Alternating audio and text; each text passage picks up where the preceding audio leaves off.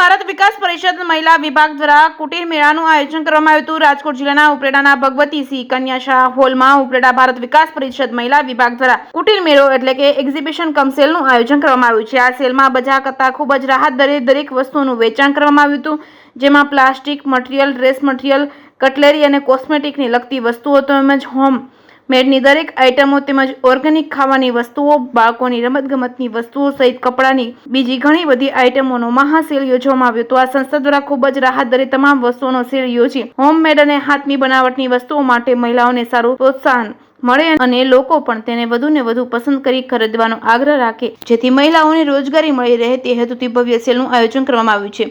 જેકેએસની ગુજરાતી સાથે અર્શી આહિર, ઉપલેટા। મારું નામ સુનિલ કનસુખભાઈ ધોળકિયા, ભારત વિકાસ પરિષદ ઉપલેટા શાખા કાર્યકરો અને બહેનો દ્વારા આજના સમયની અંદર જે ઓનલાઈન ખરીદી થાય છે એને બદલે આપણે બહેનો દ્વારા ઘરગથ્થુ આઇટમ સરળતાથી મળી રહે તો વિવિધ 62 સ્ટોલનું અહીંયા કન્યા શાળા હોલની અંદર એક આયોજન કરવામાં આવ્યું છે। આની અંદર વિવિધ વસ્તુઓ આપ નિહાળો। આવતીકાલ અને આજે 2 દિવસ સવારના 9 થી 7 વાગ્યા સુધી, એટલે આજે 14 તારીખ અને આવતીકાલે 15 તારીખ, આ બંને દિવસ આ કાર્યક્રમ અહીંયા જોવા મળશે। આપ ખરીદી કરી શકશો। આપનો ખૂબ ખૂબ આભાર। હું ભાવેશ સુવા આજ રોજ ભગવતસિંહજી કન્યા શાળાના હોલમાં ભારત વિકાસ પરિષદના મહિલા પાંખ દ્વારા એક કુટીર ઉદ્યોગને લગતો એક્ઝિબિશન કમ સેલ રાખવામાં આવેલો હતો। તેની અંદર વિવિધ પ્રકારની ઘર વસ્તુઓ, ખાવાની ઓર્ગેનિક વસ્તુઓ તેમજ બાળકો માટેના રમકડા, વાસણ, ગૌ આધારિત વિવિધ વસ્તુઓ જેવો એક્ઝિક્યુટિવ મોલ જેવો રાખેલો છે। તો ઉપલેટાની અમે જોઈ અને ધન્ય થયા અને ઘણી બધી ખરીદી પણ કરી। ગાય આધારિત વસ્તુઓ અમને ખૂબ પસંદ આવી અને લોકો હોમમેડ વસ્તુ બનાવતા હોય એવી પણ વસ્તુઓનો સેલ રાખવામાં આવેલ છે। તો ઉપલેટાની જનતાને અપીલ કરીએ છીએ કે વધુમાં વધુ લોકો આનો લાભ લે અને આ જે હોમમેડ વસ્તુ છે એને લોકોને પ્રોત્સાહન મળે અને એ હેતુથી આ મેળો સફળ રહે અને દર વર્ષે આવા વિવિધ પ્રકારના મેળાનું આયોજન થાય એવો ભારત વિકાસ પરિષદને અમે અભ્યર્થના કરીએ છીએ। હું મોનિકા, પહેલાં જ હું અહીંયા એન્ટર થઈ તો મેં બોર્ડ વાંચ્યું કે ભારત વિકાસ પરિષદ દ્વારા આયોજિત છે, તો પહેલાં જ હું ખૂબ જ ખુશ થઈ, કારણ કે પહેલાં જ મેં જોયેલું હતું કે ભારત વિકાસ પરિષદ ખૂબ સરસ કામ, તેના અંડર ખૂબ સરસ કામ થયેલ છે।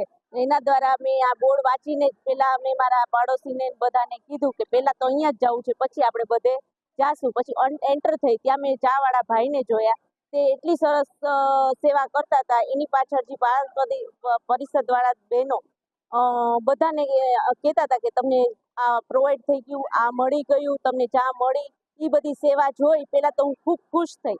પછી એન્ટર થતાં મેં બધી એન્ટિક વસ્તુ જોઈ, જેમ કે માટીની વસ્તુઓ, ડ્રેસ મટીરિયલ હું જોઈને ખૂબ આનંદ પામી। પછી મેં અંદર જોયું તો કટલેરી, આ તે અંદર એટલી બહેનો એટલી ખુશ હતી કે જે ક્યાંય ન મળે એવી વસ્તુઓ અહીંયા જોઈ, એ બી વ્યાજબી ભાવે જોઈને મને ખૂબ જ આનંદ થયો। પછી એક સ્ટોલની મુલાકાત થઈ, એમાં બધા જે ભારત વિકાસ પરિષદની જે બહેનો છે જે પોતાની સેવા દ્વારા બધા એનું અભિવાદન કરતા હતા કે તમને આ પહોંચી ગયું, તમને ક્યાંય અગવડતા નથી, તમને બધું પ્રોવાઈડ થાય છે ને તમને ક્યાંય તકલીફ નથી, ચા મળી ગઈ, એ બધું જોઈને તો મને પહેલાં તો બહુ આનંદ થયો।